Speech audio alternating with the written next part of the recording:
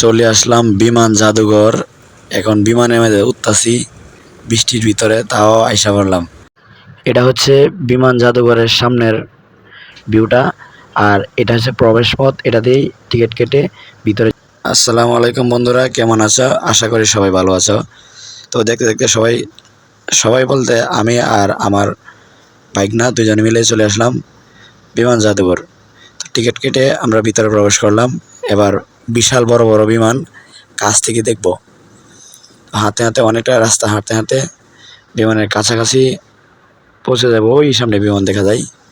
তো চলতে চলতে বিমানের দিকে যাইতেছি।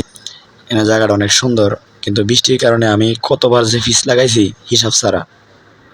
তো ওই বিশাল বড় বড় বিমান দেখা শুরু হয়ে গেল। ওই পাশে আবার হেলিকপ্টার আছে, যুদ্ধ বিমান আছে, রকেট আছে, অনেক কিছু আছে। সব কিছু দেখতে পারবেন। তো আমরা বিশাল বড় বিমান দেখার পর সামনের দিকে হাঁটতে হাঁটতে দেখি যে ডাইন পাশে একটা সাদা হেলিকপ্টার দাঁড়ানো। তো এরপরে দেখি যে লাল বিমান, বড় বড় বিশাল বড় বড় যুদ্ধ বিমান। মানে এসব দেখলে ভয় লাগে। আবার মিসাইল আর অনেক কিছু আছে, যে আমাদের দেশে অনেক কিছু আছে। দেখতে দেখতে সামনের দিকে আগাইতেছি। সুন্দর সুন্দর দৃশ্য দেখতেছি। এটা ভালো, ঢাকা শহর যেহেতু রাজধানী, এখানেও অনেক বিনোদনের জায়গা আছে। তো দেখার মতনই অনেক কিছুই দেখার আছে। বৃষ্টির ভিতরে বের হয়ে গেলাম। তো আজকে বৃষ্টি দেখে তাই মানুষ এত কম, নয় মানুষ আরো বেশি থাকলো হইলে। তো তাও আস্তে আস্তে হাঁটতাছি।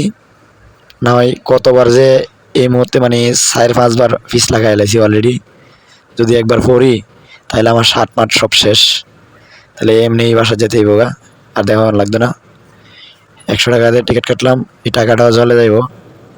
তো আস্তে আস্তে হাঁটতে হাঁটতে সামনের দিকে এগিয়েছি। আর প্রচুর বৃষ্টির ভিতরে কিন্তু আমার প্রচুর গরম লাগতেছে। যদি আমার এই ভিডিওটা ভালো লাগে সবাই লাইক কমেন্ট শেয়ার করে দেবেন। আল্লাহ হাফেজ, এখানে বিদায় নিয়েছি। সবাই ভালো থাকবেন, সুস্থ থাকবেন। পার্কের থেকে বাইরে যেতেছি। আসসালামু আলাইকুম।